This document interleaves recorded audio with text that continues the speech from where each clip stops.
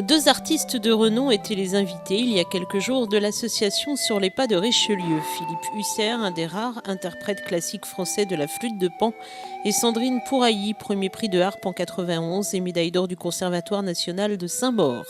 Un magnifique concert organisé par cette association qui, au fil des animations, tente de faire revivre Richelieu et son époque. Bon, l'association, ça fait maintenant un peu plus de 15 ans qu'elle a été créée.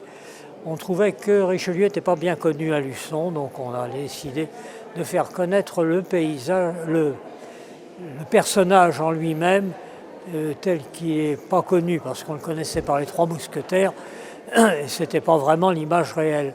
Et donc on est parti sur ce thème tous les ans, de faire des conférences, de faire des expositions, enfin, ce qui tourne autour de Richelieu et de son époque. Son époque, parce que quand même, il fallait élargir un petit peu. On fait entre autres un repas sur le thème de l'époque Richelieu, mais ailleurs. C'est-à-dire qu'on a fait la Russie, on a fait l'Italie ou d'autres choses comme ça. Ça permet d'avoir une idée de ce qui se passe à l'extérieur au moment où Richelieu existait. Et outre les conférences, Sur les pas de Richelieu se plaît également à organiser des concerts qui vous replongent le temps d'une mélodie au temps du plus célèbre évêque luçonnais. On avait pensé qu'en été, on pouvait donner des concerts qui soient populaires tout en étant classiques. Et bien ça marche bien.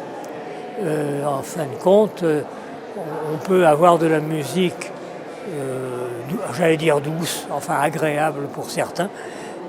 Et on arrive à trouver des gens de valeur, comme c'est le cas aujourd'hui d'ailleurs, avec notre flûtiste de Pan qui est vraiment un monsieur remarquable, et l'harpiste est aussi tout à fait remarquable. Handel, Bach, Piazzolla, les deux artistes ont ravi le public. Et quoi de mieux que cette musique sous le magnifique plafond de la chapelle Sainte-Ursule, un plafond qui invite justement aux arts et à la beauté.